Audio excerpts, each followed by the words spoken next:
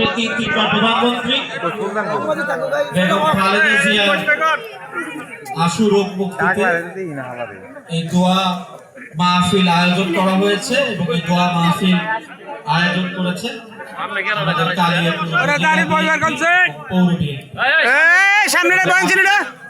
আপনারা জানেন যে আমাদের নেত্রী বাংলাদেশের তিনবার প্রধানমন্ত্রী অত্যন্ত অসুস্থ অবস্থায় আছেন।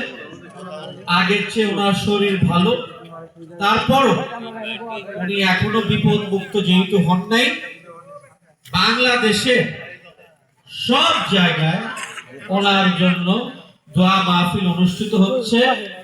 বাংলাদেশের সব জায়গায় ওনার রোগ মুক্তির জন্য আল্লাহর কাছে বাংলাদেশ জাতীয়তাবাদী দল বিএনপি সকল কর্মী দোয়ায় অংশগ্রহণ করছেন, মিলাদ মাহফিলে অংশগ্রহণ করছেন এবং আমরা কালিয়াকৈর উপজেলা এবং পৌর বিএনপিতেও অনেকবার ওনার জন্য দোয়া মাহফিল আয়োজন করেছি এবং আজকেও ওনার রোগ মুক্তির ব্যাপারে দোয়া মাহফিল আয়োজন করেছি।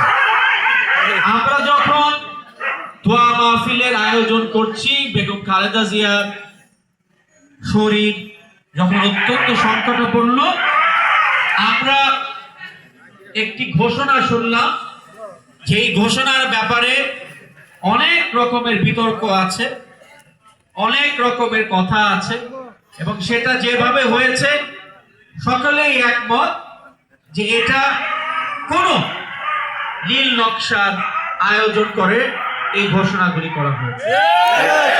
এবং আপনারা জানেন যে আমরা গত 17 বছর হাসিনার ফ্যাসিবাদী আন্দোলনে কালিয়াকৈর উপজেলা এবং কালিয়াকৈর পৌর বিএনপি সংগ্রামী ভূমিকা পালন করেছে এবং 5ই আগস্টের পরে আমাদের কালিয়াকৈর উপজেলা এবং পৌর বিএনপিও কিন্তু সুন্দরভাবে আমরা সাজিয়ে মানুষের কাছে নিয়ে আসার চেষ্টা করেছি।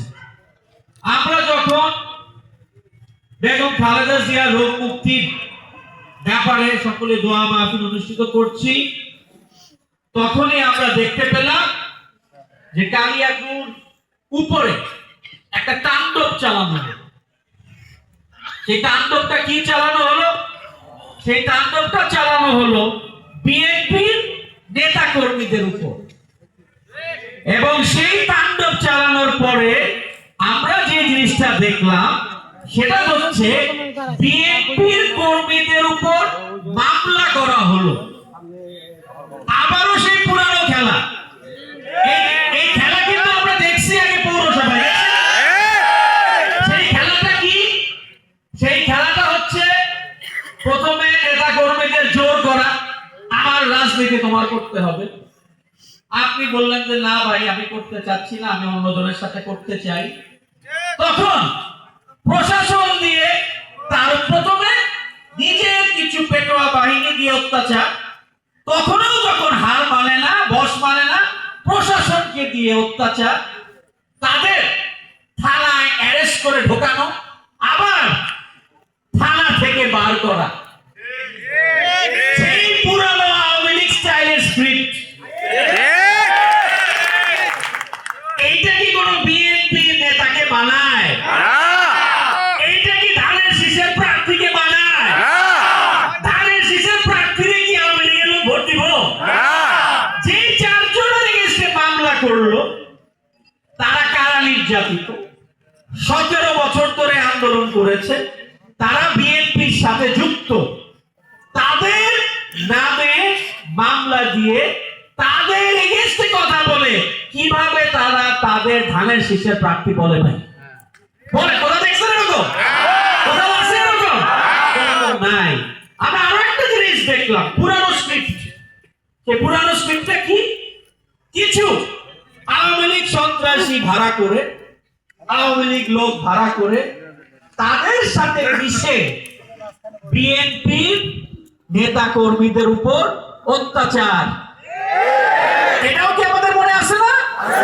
এরকম জিনিস হইতো না? আবার সেই পুরানো স্ক্রিপ্ট। তাই কালিয়াকৈরের জনগণ, কালিয়াকৈরের মানুষ আজকে খালি কালিয়াকুর না, কালিয়াকুর, কোনাবাড়ি, কাশেমপুর, বাসন, বাসনের মানুষ 8 লক্ষ ভোটার আজকে সন্দিহান। এরা কি সত্যি ধানের শীষের প্রতীকের মানুষ কিনা? তারা সন্দিহান কিভাবে বিএনপি হয়ে বিএনপির মানুষের উপর অত্যাচার করা হয়।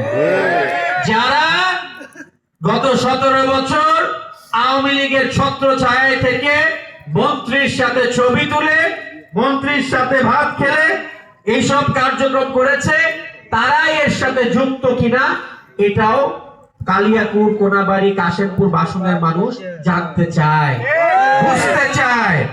তাই আমরা যারা জনাব তারেক রহমান সাহেবের সৈনিক, আমরা যারা বিএনপির সৈনিক, আমাদের সকলকে ঐক্যবদ্ধ থেকে ধানের শীষকে অবশ্যই আমাদের ইনশাআল্লাহ পাশ করাতে হবে। অবশ্যই বলি, কারণ আমরা বিএনপি করি, আমরা বিএনপিকে ভালোবাসি, আমরা বেগম খালেদা